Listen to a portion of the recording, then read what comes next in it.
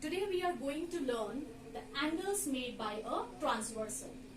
Now see these two figures. In first figure, there are two non-parallel lines and the transversal PQ is intersecting these two non-parallel lines at the points E and F respectively. In second figure, there are two parallel lines AB and CD and the transversal PQ is intersecting them at the points E and F respectively. And today we are going to understand these angles which are formed by these transversals. Let's start with interior angles. Now, if we talk about the word interior, that means the region which lies between these two lines.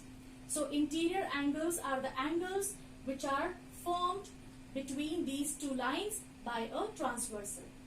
So, we can see here that there are four angles. Angle 3, which can also be named as angle BEF, angle 4, which can be named as angle AEF, angle 5 can be named as angle DFE, and angle 6 can be named as angle CFE. And also we can see that in all these four cases, the arm EF is common. See here. In four cases, the arm EF is common. So why it is common? Why this arm is common here? Because these are the angles formed by a transversal and EF is the part of this transversal PQ. Now interior angles are of two types, alternate interior angles and consecutive interior angles. So first let us start with alternate interior angles. See, these are interior angles, that means always we are going to talk about the region which is enclosed between these two lines. So when we talk about alternate interior angles, that means the angles which are formed between these two lines and which are at the alternate positions. See, alternate positions. Or we can say that when a Z shape of alphabet is formed, then the angles which are present at the Z shape and which are alternate to each other, they are the alternate interior angles. See, angle 3 and angle 6 forms a pair of alternate interior angles. Similarly, angle 4 and angle 5 form a pair of alternate interior angles. In case of parallel lines, these alternate interior angles becomes equal. That means angle 3 is equal to angle 6. Angle 4 is equal to angle 5. Now, consecutive interior angles. When the word consecutive is used, that means lying on the same side of this transversal. See, angle 3 and angle 5 are lying on the same side of the transversal and in the interior region.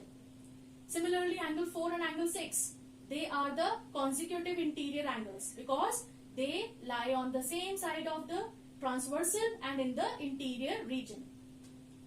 In case of parallel lines, their sum becomes supplementary. That means when we add angle 3 and angle 5, their sum becomes 180 degree. Similarly, angle 4 plus angle 6 becomes 180 degree. Now students, let us understand exterior angles. Now exterior word is used here. That means the region which lies outside these lines. See here, outside these lines.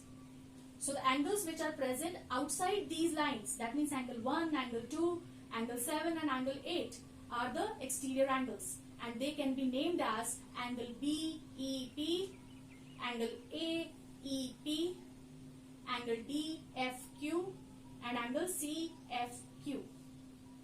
So these are the exterior angles.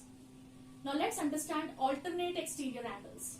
See, exterior angles are there, that means we are going to talk about these four angles. So alternate exterior angles are there means which are lying at the alternate positions. Okay, and we can also understand this with the help of Z shape of alphabets. We have already learned that when the angles are formed at the Z shape of alphabets, then they are the alternate angles. See, angle 1 and angle 8, they are at present at the alternate position which is outside this Z shape. So, angle 1 and angle 8 forms a pair of alternate exterior angles. Angle 2 and angle 7 forms a pair of alternate exterior angles. And in case of parallel lines, these angles becomes equal. Like angle 1 becomes equal to angle 8. Angle 2 becomes equal to angle 7.